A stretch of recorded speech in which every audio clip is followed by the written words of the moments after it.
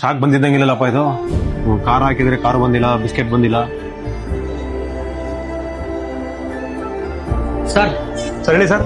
Sir ಸ್ವಲ್ಪ urgent ಇದೆ. 1 kg boondi, 1 kg laddu, ಖಾರ ಎಲ್ಲ ಮಿಕ್ಸ್ ಮಾಡಿ ಕೊಟ್ಬಿಟ್ಟು ಸರ್, ಸ್ವೀಟ್ ಎಲ್ಲ. Okay sir. ಪವನ್ ಬಂದಿಲ್ಲಲ್ಲ ಸರ್, ಒಂದು 5 ನಿಮಿಷ ಕೊಡ್ತೀನಿ ಸರ್, ತಗೊಳ್ಳಿ. Thanks sir. ಕೆಲ್ಸಕ್ಕೆ ಅದಕ್ಕೆ ಬಂದಿಲ್ಲಪ್ಪ ಇವನು. ಪವನ್ ಅಣ್ಣ ಯಾಕೆ ಕೆಲ್ಸಕ್ಕೆ ಬಂದಿಲ್ಲ? ಏನಾಯ್ತು ಅಣ್ಣ, ಸ್ವಲ್ಪ ಮನೆಯಲ್ಲಿ ಪ್ರಾಬ್ಲಮ್ ಆಗಿದೆ. ನಾಳೆಯಿಂದ ಕೆಲ್ಸಕ್ಕೆ ಬಂದ್ಬಿಡ್ತೀನಿ ಅಣ್ಣ. ನಾಳೆ? ಓಕೆ ನಾಳೆ ಬನ್ನಿ. ಪವನ್ ಸ್ವಲ್ಪ ಚೇರ್ ಎತ್ತಿಡ ಕಡೆ ಹೋಗೋಣ.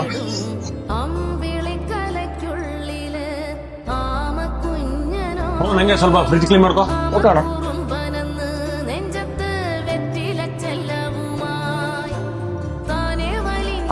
ನಿಮ್ಮಿಂದ ಚೂರು ಹೆಲ್ಪ್ ಆಗ್ಬೇಕಾಯ್ತಣ್ಣ. ದಸರಾ ಹಬ್ಬ ಇದೆ ಅಲ್ಲ, ಅದಕ್ಕೆ ಬೈಕ್ ತಗೋಬೇಕಂತ ಇದ್ದೀನಿ. ಸ್ವಲ್ಪ ಅಡ್ವಾನ್ಸ್ ಕೊಡ್ತೀರಾ? ಯಾಕ ಸುಳ್ಳು ಹೇಳ್ತೀಯಾ? ನಿಜ ಆದ್ರೆ ಹೇಳ್ಬೇಕು ತಾನೆ.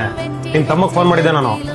ಅವನೋಡ ತಮ್ಮ ಮಾತಾಡೋದು ನೀನು? ಹಾ ಹೌದಣ್ಣ, ನಾನೇ ಮಾತಾಡೋದು. ಇಲ್ಲಿ ಬೇಕರಿ ಓನರ್ ಗಣೇಶ್ ಅಂತ ಮಾತಾಡೋದು. ಅಣ್ಣ, ನಮ್ಮಣ್ಣನ ಸ್ಯಾಲ್ರಿ ಕೊಟ್ರ ಅರ್ಜೆಂಟ್ ಆಗಿ ನಮ್ಮ ಅಮ್ಮನ ಆಪರೇಷನ್ ಮಾಡಿಸ್ಬೇಕಾಗಿತ್ತು. ಹೌದಾ? ಸರಿ, ನಿಮಗೆ ಫೋನ್ ಪೇ ಆಗ್ತೀನಿ ನೋಡು. ನಿಮ್ಮ ಅಮ್ಮನ ಏನಂತ ಕ್ಲಿಯರ್ ಮಾಡ್ಕೊಬಿಡು. ಅಣ್ಣ ತುಂಬಾ ಥ್ಯಾಂಕ್ಸ್ ಅಣ್ಣ.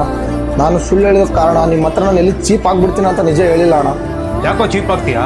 ಬೇಕರಿ ಕೆಲಸ ಮಾಡಿ ನಿಂತರ ಕೆಲಸ ಮಾಡಿ ನಾನು ಬೇಕರಿ ಇಟ್ಟಿರೋದು. ನಾವು ಬರೀ ಕೆಲಸ ಮಾಡೋಣ, ಬರೀ ಕೆಲಸ ತರ ನೋಡಲ್ಲ, ಫ್ಯಾಮಿಲಿ ಪರ್ಸನ್ ತರ ನೋಡ್ತೀವಿ ನಾವು.